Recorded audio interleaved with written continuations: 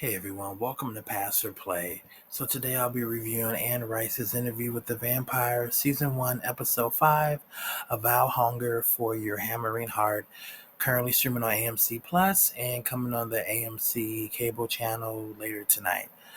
So last episode, Daniel called Claudia a band-aid for a shitty marriage. And in this episode, this marriage gets a little bit shittier. That's the rest. That's right. Things get real, and things really hit the fan, and just the physical abuse of it all. But we open with Daniel. He's reading further into Claudia's diary, and she starts talking about her kill list. Her list of victims and their last dying words, of the people that she's killed. And, Daniel is taken aback, and Rashid is like, what you need to be thinking about is the fact that you're committing suicide for you and for Louis, because, once his book is published, all the vampires are going to come for him and for you. Instead of basically judging Claudia, you need to be thinking about that and look at yourself in the mirror. And Louis reads Daniel's mind because he's also feeding on Rashid. And he lets Daniel know that Rashid tastes like honey and pineapple. And does Daniel want a sample? And Daniel's like, no. And Rashid is like, I wouldn't let you anywhere near my neck. Rashid just has no respect for Daniel. But I mean, Louis is the one that wants to do this interview, and Daniel isn't making Louis do it. Louis is doing it of his own free will. This is what he wants to do. So yes, Rashid has a problem with it, but I mean, I guess he's just taking it out on Daniel because he just is. But it's like this is what Louis wants. But we go back in the past, and Louis and Lestat, they find out that Claudia has been sneaking out and basically going on killing sprees when they read her diary, because at first they think that she's not even feeding at all. But she, comes to find out she's been killing like whole families and parade crews for months. But she hasn't been using the incinerator. So when she comes back from sneaking off earlier that night, when she comes back, they ask her, what have you done with the bodies? And she lets them know that she's kind of buried it on the outskirts of town in the area called Chalamet, which is a town in Louisiana. And Louis like, how far did you bury it? He's like, if I guess it's like 3 feet off the Gulf. If depending if she buried it like really, if she didn't bury it that deep, if a storm hits, it's going to, unearth kind of anything that's, beneath in the ground. And there does end up being a storm that hits Louisiana, and all 56 of the bodies that she's killed starts floating up to the top of the of all the water. And Louis and Lestat, they get a meeting request to go to meet Tom Anderson from before. He asked them for campaign donations because he's running for the Louisiana House of Representatives. But also he lets them know, or really they figure out that this is a decoy, because the police is searching their home. And it turns out, and of course a lot of the bodies are from inhabitants of the quarter, and also from just where Lestat and Louis live, in their own residence. And so once they figure this out, they leave. They're like, bye ho, thanks for nothing. And they don't give them any money, I don't think, either, which they shouldn't. But Lestat and Louis, they get home, and the deputies are already in the house, roaming and searching, looking through their stuff. And Claudia's downstairs all drunk because, oh wait, she's all those bodies that she killed. She's been keeping, feet and fingers and foots and left breast of the victims as souvenirs, and she's drunk because she's been feeding on this dead body who had beer and whiskey in his blood system, so she likes the taste, and she has the body upstairs in the closet. And the cops are about to come into her room, and she acts like she's naked, and the cops, the cop doesn't come in to see all the evidence that she's the killer. And they basically, they also threaten Louis and Lestat, the deputies, saying, why is there one bed instead of two in your boudoir? It's prohibition, and you got a wine cellar. you know, um, your daughter was here by herself. We could call welfare. And the incinerator that you have in the backyard, because apparently Lestat and Louis are salesmen of incinerators, and they bring potential buyers to their residence to give product displays of how the incinerator works by burning animals. Those animals you've been burning. Um, you can pay the fines, but you can go to prison up to 5 years. And then Louis and Louis and Lestat are like, well, just so you know, we can contact the chief of police, and let them know how you've behaved and treated tax paying citizens. And the deputy kind of rolls his eyes, and he leaves. And then one of the other deputies is like, we will be watching you. And so at this point, Lestat and Louis, they're like, Claudia, what the F, what the hell? They will kill us. We taught you better than this. Why are you keeping souvenirs? Why are you bringing all this evidence back? Right. Basically.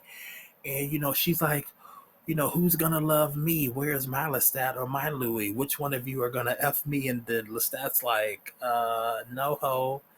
Um, you're not my type. I like a fuller figure. That's my Lestat impression. And, she's like, my choices are little boys or perverts, and as she's like, as I get older, it's still only going to be little boys and perverts. And, and it's like, if only this was House of the Dragon, she could be betrothed to her uncle, brother, cousin. She has some choices, but this is also why too, they don't have kid vampires, because they're too, they would say they're too emotionally unstable. They don't necessarily have the mental capacity to handle, the bloodthirst and the bloodlust and all these different things. And she pulls up her sleeve and shows like bite marks, like she was trying to turn some of the people that she killed that are floating, in the Gulf.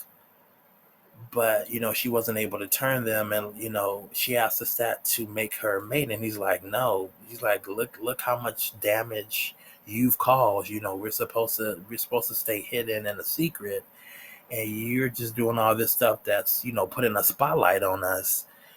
And she ends up letting Louis know that Lestat has two loves. He has Louis, but he's still seeing Antoinette, the jazz singer, and Claudia says with no ass. And Louis, Lestat says, he'll kill her, but she still brings him joy, or whatever, or she still gives him some pleasure or whatever. And Louis like, okay, and he kind of goes upstairs, and he goes try to talk to Claudia, who starts packing her clothes. And she's like, I remember I was still breathing. Why didn't you just take me to the hospital instead of bringing me back here? she said she could, she's like, I could have been a wife, I could have been a mother by now, maybe with some kind of content or happy life with, whatever man she would have married. And she's like, I want you to think about that. And Lestat doesn't really say anything. And he ends up, in present day talking to Daniel, saying, that vampires are born out of trauma and selfishness. And, he didn't necessarily think that. He just thought he could save her. And so once Claudia leaves, Lestat and Louis, they change how they hunt, how they live. They stop having parties. They stop having their friends over, people over. They kind of become hermits, they start collecting books. It just, the house gets all messy and unkept and unclean. They start basically living like quarters, really. And they end up kind of staying in their house, going underground for 7 years. And then Louis becomes distant, kind of resentful towards Lestat for, for what he feels, making Claudia leave and making Claudia feel, kind of unhappy, uneasy, not welcome there. And, he's reading newspapers about deaths at different colleges and different things like that and saying, this is her. And Lestat is like, maybe he's still going to see Antoinette. And kind of, Louis is just kind of like, depressed and just kind of disconnected from Lestat at this point. They're living together, they're there, but they're not really connected. They're kind of, it's just kind of the state of bitter and resentment. And we see that we find out that Claudia has been going to different colleges, reading different books about kind of vampire lore, where they may be located, where she can find other ones. And at one of the colleges, she ends up meeting this vampire named Bruce. And we come to find out he's been following her from these different colleges for months, or I don't know, yeah, I guess for months or weeks. He's been following the trail of dead bodies that she's been leaving behind. She didn't learn anything from the previous way that she handled bodies, because she's still doing the same thing. They're still floating up at the top of different streams and rivers, and the bodies are still being found by the cops. And, he ends up getting close to her when they're like out in the woods around a fire, and she kind of vampire speeds away from him when he tries to get her to read this book on etiquette. And she's like, I don't need that. And he ends up like breaking her leg, and he ends up raping her.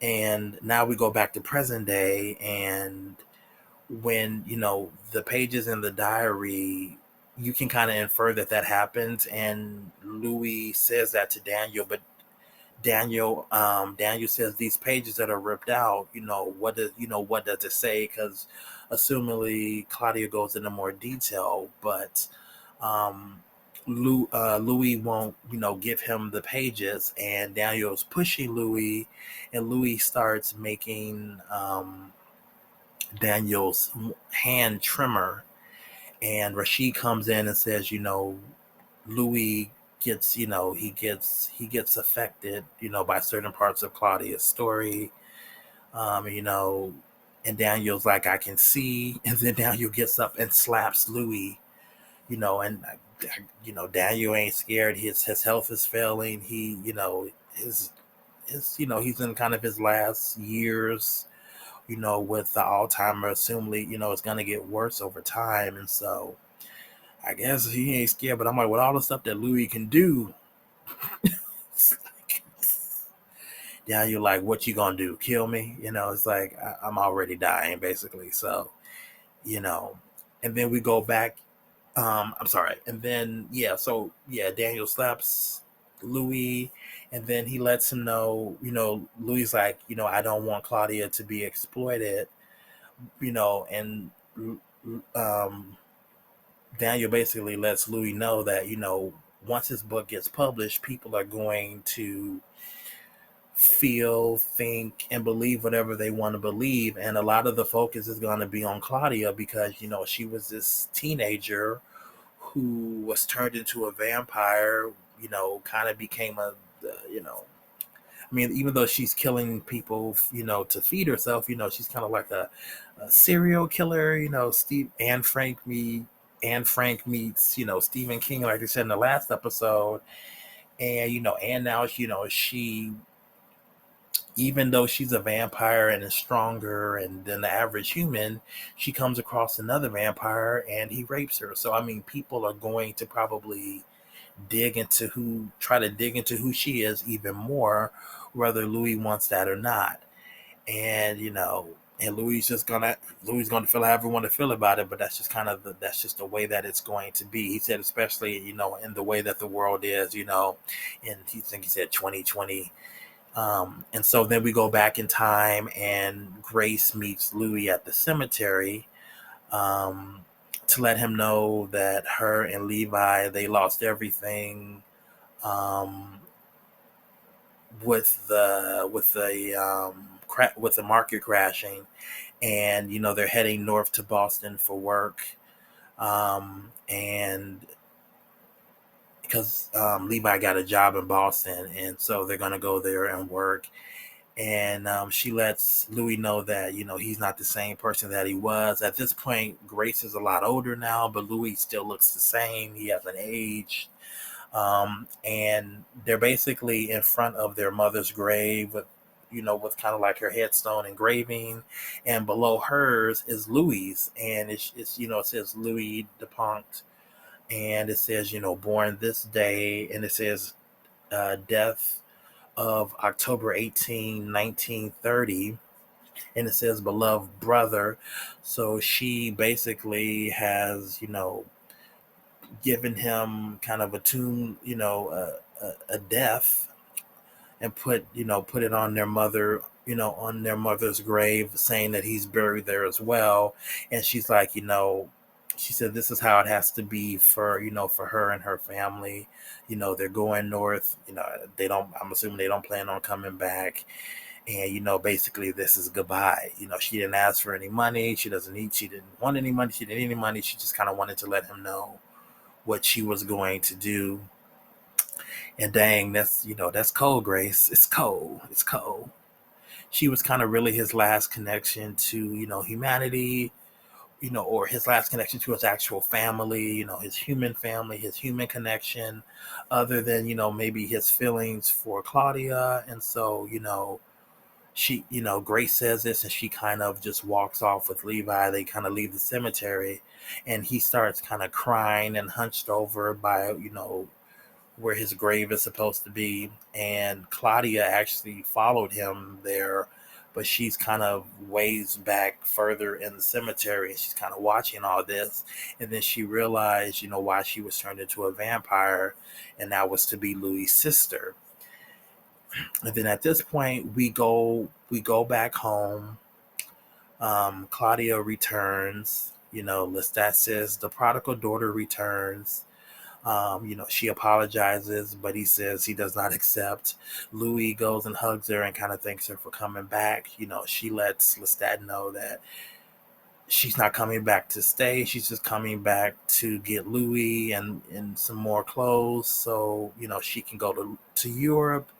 And then she shows him like one of the books about, I guess, vampires, or whatever information she feels she's found about vampires. And Lestat's like, those vampires are vicious, and they're much worse than you can imagine. And she's like, well, you can tell me. And he's like, he looks at her, he's like, or have you already met one? And he's like, and she's kind of learned that already by Bruce. This is kind of that was kind of her, leaving home, kind of going out in the world, kind of getting, kind of, learning a lesson that maybe it's not as bad as what she thought it was. You leave the nest and you realize maybe how easy it was, you know. And so she kind of has that kind of epiphany to an extent. I mean, she still wants to leave. She just wants to leave with, Louis. and she wants to go find maybe some kind of community of other vampires, um, preferably not like Bruce, though, And at this point, she's kind of telepathically telling, Louis that, come with me, leave with me. We shouldn't stay here. Lestat is bad. Blah blah blah. And at this point, too, Lestat is watching, seeing that they're talking, and he can't read either one of their minds, and so he's getting upset. And she's like, Louis, come with me, leave with me. And Lestat's like, basically like, hell no, he's mine. Louis is mine. And he's talking to Louis. Like, you've been distant and cold. To me for 7 years. Claudia comes back one day, and you're going to up and leave me. Since he can't read their mind, he doesn't know that Lestat. I mean, he doesn't know that Louis isn't saying anything back to what Claudia is saying to him. He's just kind of like, I think he's just kind of lost in between thought between, what she's saying and what Lestat is saying. And, you know, to kind of shut Claudia up, Lestat just kind of like slams her into like the wall. And Louis, in defense of Claudia, he just kind of attacks and pushes Lestat off of Claudia. And then they just kind of, Lestat and Louis, they just start just going around the house, kind of like a tornado earthquake, and they're just like breaking the stairs, the wood, the structure of the house. And basically, Lestat is just kicking his ass. I mean, you know, since Louis has been, drinking, feeding off of rats and animals, his strength isn't what it would be if he was, drinking, blood from humans. So he's weaker. He's not as strong as he should be. And probably too,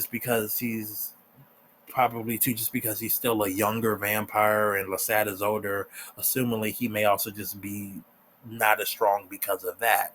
But either way, Lestat just beats him up, and he beats up Claudia. And at one point they go upstairs, and they kind of go into, I think, maybe their bedroom, and you hear like Louis faintly saying, "It's okay, Claudia, I'm all right, it'll be okay, we stopped."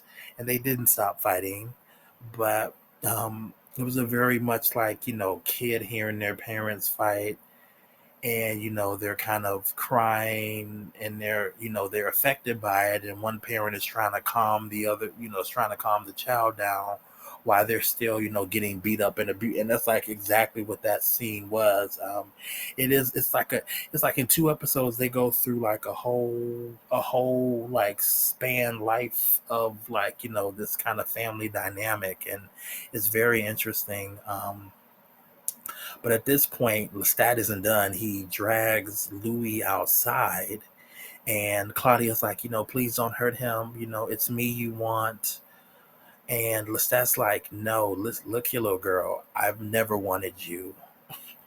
I only want Louis, you know. And Lestat takes Louis, he bites him, he starts draining his blood, and he flies him up, like hundreds of thousands of feet in the air. And he's like, you know,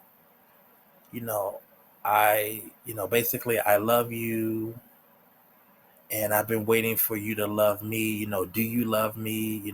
Tell me you hate me.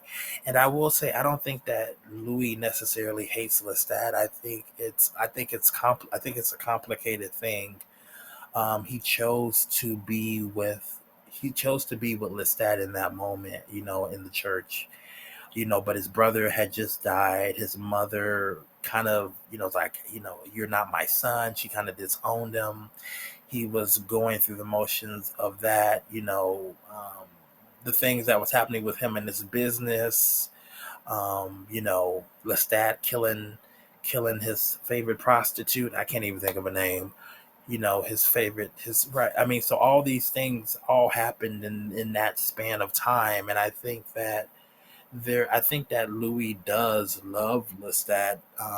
it's a complicated dynamic. It's like it could technically be like a love hate thing where he loves him, but he maybe hates, everything that he's had to endure for them to even get to where they are. And even in this moment where, he has Claudia as like a daughter or a sister, or however, we want to look at that. um it's gotten more complicated. And now too, again, his sister is now leaving with his nieces and nephews.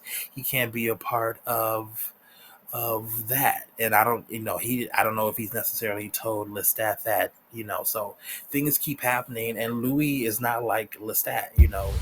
He is still very much human in a lot of ways. I mean, he's a predator. He As a vampire, yes, he's a predator, but mentally speaking, I think he's still very much human.